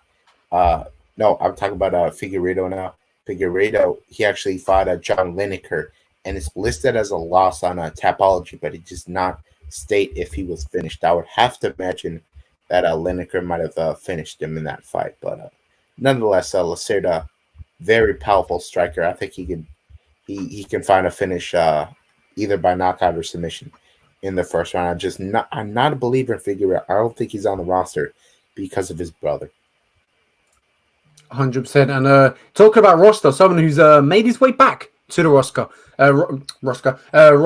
and he's had a 4-fight deal after getting cut from the UFC. He's been signed a new 4-fight UFC deal after getting cut. And he's actually doubled his money. So whoever his agent is, by the way, every UFC fighter should sign with him. I'm not too sure who it is, but Chase Sherman, man, he's back on the roster. Is it deserved? I mean, I don't know, but what was he on a 3-fight losing streak? Just lost to Jake Collier. Just lost to Jake Collier, and I mean, now he's fighting Alexander Romanov, who's a step up, a massive step up, and he's going to get ragdolled in this fight, and he's going to get taken down, and I think he's going to get smashed. I think that's it. I think that's the simplest way I can put it. Yeah, Chase Sherman is in really poor form in his career at the moment. In his last fight, he fights Jake Collier, and Collier immediately shows he has the quicker speed. He rocks Chase Sherman. Chase Sherman has been a lifelong heavyweight, and he's out here getting rocked by a former middleweight. And then he gets taken down. Jake Collier is purely a kickboxer. I think the guy might be a blue belt. And then he gives up his back, and he gets submitted. It's embarrassing. That was truly embarrassing. Before that, he fights Parker Porter, which Chase Sherman on the roids would have destroyed Parker Porter, right? Not this Chase Sherman, not clean Chase Sherman. Chase Sherman does well in the first round, but the guy gasses really bad. And Porter beats him up in rounds 2 and 3. That's another, pretty embarrassing loss for Sherman, who used to be, a bit more highly regarded in the eyes of the fans. And before that, he fights Arlovsky. He rocks Arlovsky in the first round, but after that, he gets pieced up by the leg kicks and everything. Sherman is just not in good form now that he's clean. Before that, he beats Ike, knocks out Ike Villanueva, and that's when he was not a clean athlete. And it took him to the second round to knock out Ike. That's Ike Villanueva. I don't think he stands a chance in this fight. Romanov should be like a minus 2,000 favorite. I don't care, because if Jake Collier is submitting in the first round, imagine what King Kong is going to do to you. Romanov will get a takedown, and he will do anything he wants to Chase Sherman. Believe you me, he can get a TKO or a submission. So I'll side with submission here, because that's what he did to his previous opponents. That's what he usually Jared does. Vendera. Yeah, I think Romanov destroys him with ground and pound, and Sherman will just give up his back and get choked out. That's what I see happening here. 100%. This is I'm not too sure about this one. I think he's only on the UFC because I think he's probably the only one that was wanting to say yes to Alexander Romanov on short notice. I presume there was not many heavyweights that was going to agree to fight him. And I don't blame him. Alexander Romanov is a tricky fighter and one of the best grapplers that we probably have at heavyweight. And Shay Sherman is got submitted against Jake Collier. 1 + 1 = 2. I think he's going to get submitted in early on. So this is not good. But it would be the most MMA thing ever for Chase Sherman to win this one and knock him out. And honestly, we've seen it in the past with him. But I just honestly, I do not see that happening. I think Alexander Romanov is just a different level, levels above Chase Sherman, and definitely levels above than Chase Sherman fought before. So it's this is a tougher matchup than he had last time, and I think he's going to get drowned and dominated. So Romanov is a real deal, and I feel like we're going to see it once again on Saturday night. But we got a great fight before that as well. We got Gabe Green versus Johan Lainez. Yeah, I knew his first name, but the second name I wasn't fond of. Johan Lainez. Lainez coming off a contender series against one of my good friends, Justin Burlinson. Knocked him out, left hook. Man, nasty striking. This guy's got power in them hands. And he's fighting Gabe Green. If I'm correct, primarily maybe wrestler. Likes to get it done. He has a lot of rear naked chokes on his record. But Gabe Green... He's a gamer.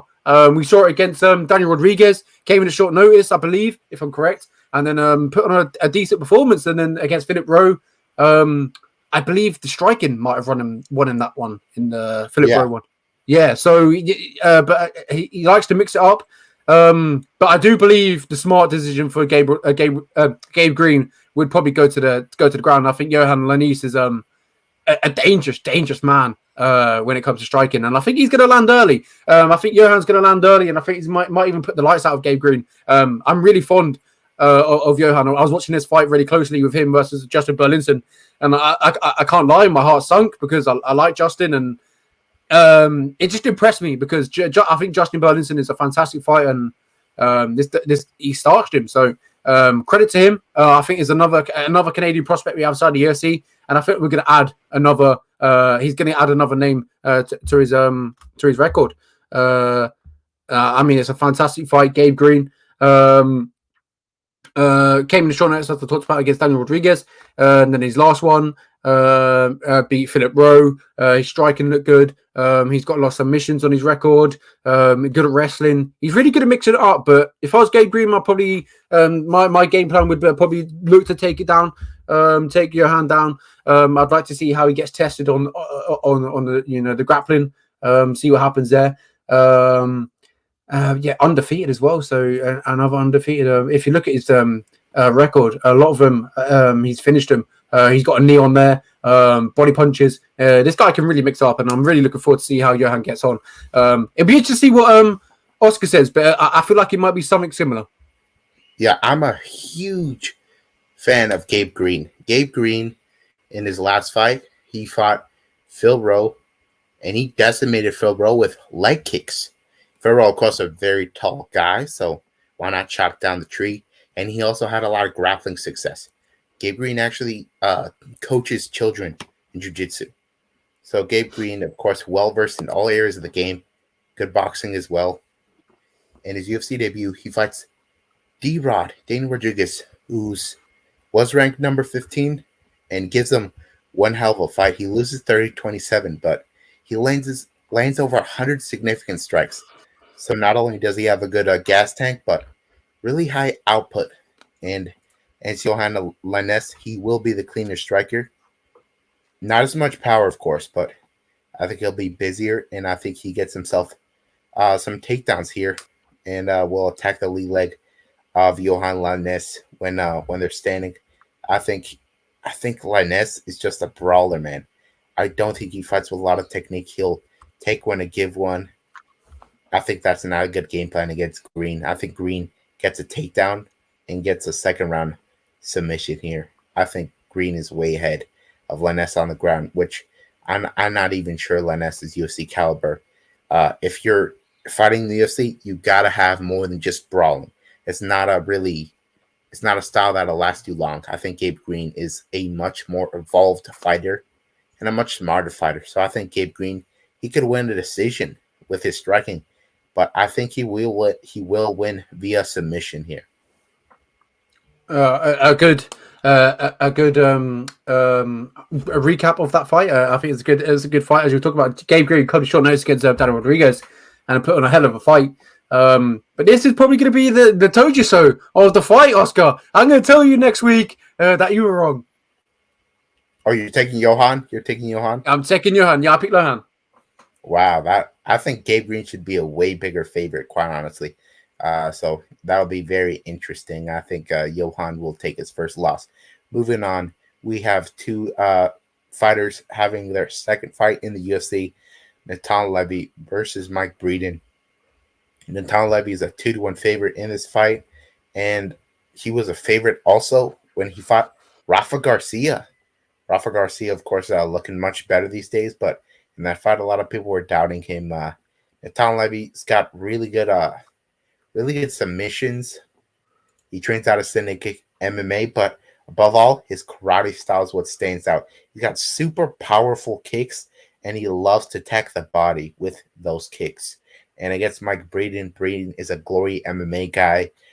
He's a brawler. He really is.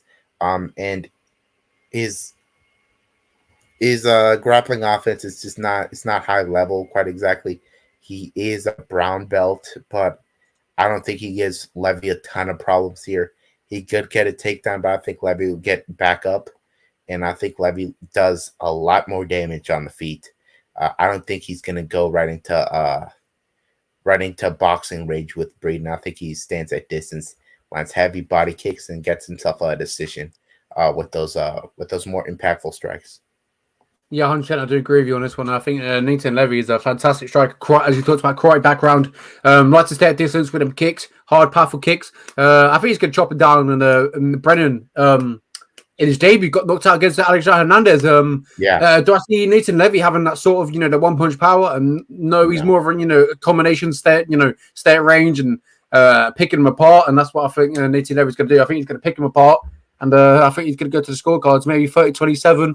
And then Brennan just didn't. I don't think he's going to get anywhere towards him and getting close. So yeah, Natan Levy's a fantastic karate practitioner. I feel like we're going to really see it in this one. Rafa Garcia matchup didn't really go his way, but I think this one's a good one for him to really shine and show his skills. Yeah, I agree with you there. We'll move on to Gina Mazzani versus Shanna Young. Mazzani, of course, coming off the second round TKO to Priscilla Cachoeira. That was a tough loss for her. She was dominating that fight, but as I predicted, she would get tired and she would not like it as soon as she tasted the power of Priscilla, and that's what happened. She just does not have a good gas tank. At women's flyweight, she does look much better. Her UFC wins are who was it? Rachel Ostovich. Yeah, Rachel Ostovich. It's just and the other one I can't remember at the moment. But Yunan Wu. Yeah, Yunan Wu. It's just not high level names. She will win against fighters she has a clear grappling advantage over. Shanna Young, on the other hand, she's also moving down to flyweight for this fight. So maybe she'll look better out there. She is a solid kickboxer, but she's just not outstanding anywhere with her skill set. The real conversation piece here is after Mazzani has a lot of grappling success, will she tire and will Shanna be able to control enough of the fight to win a decision? I don't think Shanna Young has the kind of power of Priscilla to put her away, so it's all about can Shanna Young do enough in rounds 2 and 3 to win the decision. But I don't think she will. I think Mazzani will do the best to conserve her energy and bank 2 rounds. I think she'll sit in half guard most likely and not really risk Young getting back up. So I think Mazzani wins probably 29-28 unanimous decision in this fight with a grappling advantage.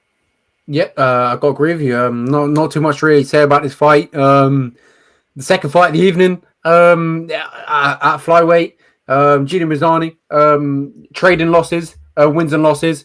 Same as Shanna Young, trading wins and losses. A close matchup, a very I haven't used this in a while, but in the words of Oscar, probably a pick 'em one because this could go probably either way. Yeah. But I would favor Gina Mazzani. I do agree. But yeah, Gina Mazzani by probably decision. I like that one.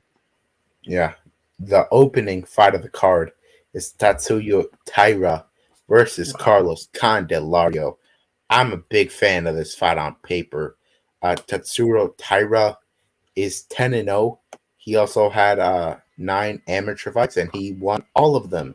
So he's a guy with a really bright future, but let's be honest, he's unproven. He's fought in the majority of his fights out of Shudo, which Shudo, not exactly the highest level competition. We've learned historically that fighters from the Asian regional circuit are not exactly as tested as guys in the American regional circuit. That's just the truth. Candelario, on the other hand, is he's a wrestler, and he fought on the Contender Series, and he did not get the contract the first time around. But when he came back, the guy looked really good. He looked like a much better fighter. He fought Victor Altamirano, and it was a loss by split decision. And I really thought he won that fight. And Dana agreed. So he went ahead and made history. He became the first loser on the Contender Series to get a contract anyway. So that lets you know just how close that fight was, that Dana gave him a contract anyway. So Candelario is, my opinion, the much more proven guy. And Taira, he's a first-round finisher, but as I said, not really proven. So once we see a second round of the guy, then we'll know a lot more about him. But I'll go with the guy I know who he is more. I'll go with Candelario by decision here. I think he gets takedowns in every round. Taira does have a lot of power in his hands and his kicks, but I think Candelario already had like a tougher striking matchup when he fought Victor Altamirano. So I think Candelario wins the decision here. It's pretty wild that he's an underdog here. You would not expect a guy who's not as tested as Taira to be a minus 260. So I think the best bet of this whole week is Candelario. Yeah, I mean, this is an interesting matchup. You talked about a Taira Tedino prospect out of Japan. But as you talked about, if you look at the record of his opponents that he's fought, not too great. As you talked about, not too proven. Historically, Japanese Asian fighters, not too proven until it gets to the big leagues. But we're going to find out what he's about, and that first round is going to really show us how good he is. We might have a star on our hands. We might have the next Japanese wonder kid, or we might just have someone that is probably got overhyped a little bit and might lose. But I'm really looking forward to it. It's interesting. First fight last week was the one I was really looking forward to, and I feel like this first fight this week, I'm looking forward to see how Taira looks. He's been hyped up a lot in the press, in the media, and I'm looking forward to it. I want him to see him do well, and that's why I'm going to bank on him. I'm going to shoot my shot. I'm going to put my cards out on the table, and I'm going to go with Taira. I think he's going to get the job done. But I don't even. I know he's got a lot of submissions on his record. I mean, the only way I see him getting it done is submissions. I believe Candiero is going to have the better striking. But Taira, this is going off instinct, and but I think Taira might have the better grappling advantage, and I think he's going to be able to get down. So this is a tough matchup, but it's a close one. Really don't know on this one, but I'm going to go with Taira. So Taira, when he gets those submissions, of what I've seen, he's actually been clubbing and subbing guys. So he gets like a knockdown, and then he jumps on the submission. So I don't think he's a high level grappler by any stretch of the imagination. I actually think Canelo will hold the grappling advantage, but we shall see this Saturday night at UFC Vegas 53. I think it's going to be a really exciting card, top to bottom. Make sure to tune in wherever it's available for you guys. 100%. And just before we go, obviously, we've got the UFC Vegas 53 Silva's Slips. Oh, Silva Slips. So I already told you guys there. Can you pull up the card real quick for me? I don't have it at the top of my head. Okay. So we have Carlos Candelario. I say take him. Take Gabe Green. Take Jotko by decision. And take Jake Collier by decision. Those are my four best picks. There we go. Make sure you back that in for Oscar. I mean, he's quite reliable when it comes to betting, so definitely make sure you listen to him. Silva slips a good segment to the podcast. There he is, the man himself, Oscar, the betting man. We've got some news, haven't we? We had that. We talked about it before the air. The internship with Anik and Florian. Didn't go your way, but there's still a possibility. Yeah, there's something in the works, perhaps with one of the best Palestinian fighters in the world who got a win this past weekend. Yeah, I might be a voice of the people on that podcast. We shall see, but nonetheless, make sure to check out that podcast. Remember the show, because I might be working with them soon. That's just a little teaser for you guys. Yeah, you might not be the voice of their show, but you're definitely the voice of the March of Silva MMA show. So you're over here with us. You're doing a good job over here. We like to see you over here. So definitely make sure you tune in next week where we get to talk about UFC Vegas 53, and then we get to talk about the big one, UFC 274, Gaethje versus Oliveira. Woo! Oh, that card is stacked. It is it's so good top to bottom. I really think that card will be so much fun to preview.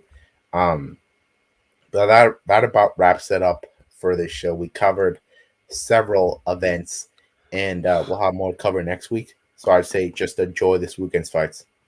100%. It's been 1 hour and 50 minutes of us non-stop talking. We've probably been in your ear for too long now. So we'll see you all next week. Same time, Tuesday, 6 p.m. British Standard, British summertime. And then I'm not too sure. I always say this, but 12 p.m. maybe Central Time? Yeah, around that time, yes. Okay, around 12 p.m. Central Time next week on Tuesday, where we get to talk about all, and then we get to talk about UFC 274. I'm very excited for that episode. We've got a big episode next week, so we'll see you all next week. Make sure you have a fantastic weekend, and ta-da! Thank you very much for listening, and we'll see you all next week. Thank you very much.